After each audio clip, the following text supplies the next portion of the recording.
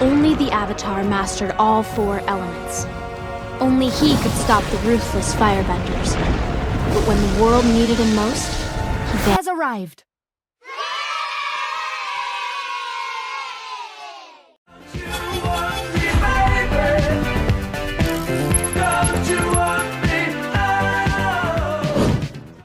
My friends, welcome back to the den.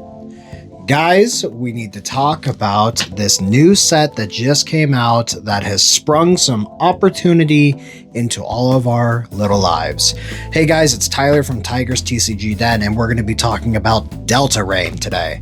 So, as tradition at this point, Pokemon has blessed us with yet another Rayquaza set, and Rayquaza was something that we knew was coming around the corner. We kind of had an idea that we were going to be getting this set with the Storm Esmeralda for it feels like a year now.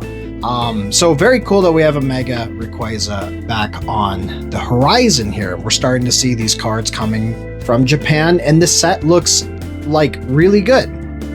It looks pretty good. We have a strong Raikou, we have a strong Kyogre, Groudon. I know they're art rares, but I mean, look at the Magikarp. Look at the other Groudon from Paradox Rift. People don't really care about the SIRs in terms of texturing if the art is good.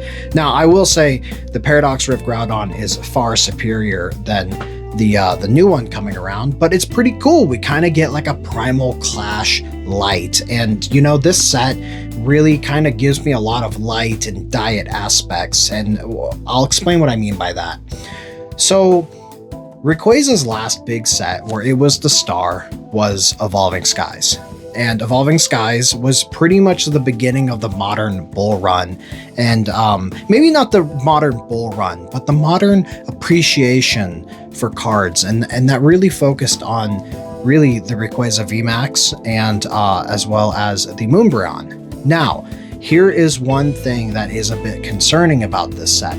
Have you seen the pre-order prices? I went and contacted my wholesale account coming out of Japan, and I said, hey man, how much for a case? How much for these boxes? And it turned out to be $184 a box, and that's for me to get it, just to put it onto my shop for you guys to buy it. It was ridiculous. And I like this set, but I don't like it enough to justify pretty much a $200 price tag. You know what I mean? And I look back at what we did in the 25th anniversary, because ironically enough, Evolving Skies came out around the same time as the 25th Celebration Collection, which is very similar to what we're going through. The only difference right now is that the prices are way higher, the demand is way higher, and the product we're getting is a lot less. And so I do think that this is a very good set. I think that it bodes well, and that if you can get it later on down the line for a good price, it's worth getting. But I am a little worried that a lot of people are going to treat this as Evolving Skies 2.0. And there was a time when Evolving Skies was on the shelves, just like every other set at that era, and it was short-lived.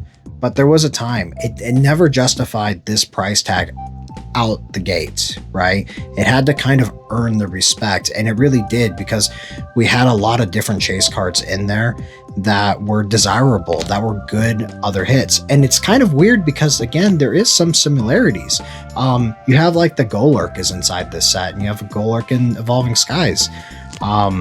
There's a lot of other cards that are kind of similar, but it's missing the depth that the other one had. This one is more akin to what we've been seeing recently with things like Pitch Black, which is that it's not a super small set, but it's kind of a small set, and the price is a little, you know what I mean? So I feel like if you have an opportunity to pick it up later, definitely grab it, but maybe hold off for now. I know I did the little cheesy intro with the Avatar, and that is going to come save us, and I really do think that the bulls are going to come back.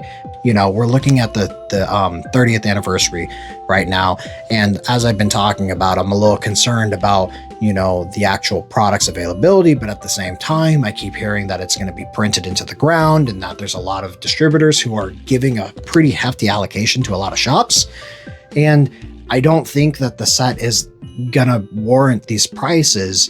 And so what I think could happen possibly is that the 30th comes out, starts out super hot, everyone buys it, gets sick of it, sells off the 30th, it comes crashing to the ground. More people then go, oh my God, I spent so much money on this. And then they go and start dumping it all to Delta Rain. And then people go, oh my God, see, it's Rayquaza, he's coming to save us. Rayquaza, however you pronounce it. Rayquaza is going to come and rejuvenate the market, and then all of a sudden, you know, the market's booming again, except for after that, I mean, we don't know, you know? There's rumors about a mega tag team, and if that happens, I mean, hats off. I mean, at that point, we're styling, but generally speaking, Pokemon does do better in the later halves of their sets. That's how it's been for about 4 generations now, so it wouldn't be too shocking that this happens again.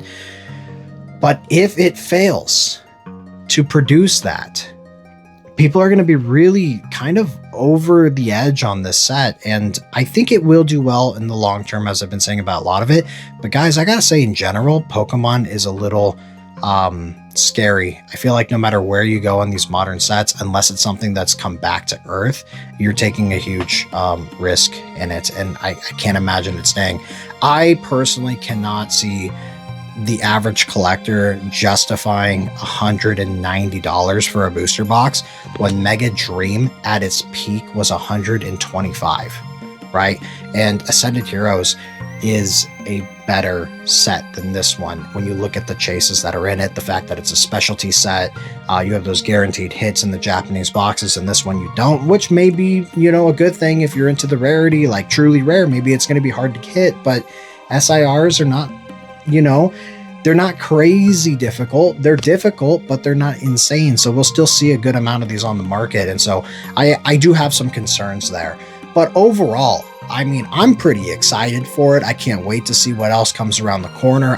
My biggest thing is when we get new main series sets, I like to see what products get released with it, with special promos and special boxes. That's my whole bread and butter. I love specialty products, and I'm very excited to see what kind of Mega Rayquaza thing that we get, and that is something I'll probably be picking up.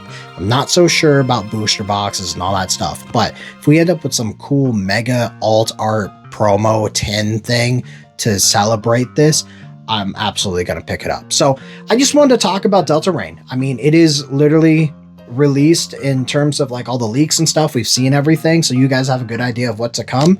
I would definitely be looking at, like I've been saying, some older products if you can, but you know, it's still possibly a good pickup. So as time goes on, we'll talk more about it and I'll give you more of my thoughts. But guys, let me know down below. What do you think? Do you think Rayquaza is going to save this market? Do you think it's going to rejuvenate it? Or do you think it's going to be kind of more of the same? I kind of gave you my honest opinion on it tonight. I want to hear yours. All right, guys, I'll see you later. Bye.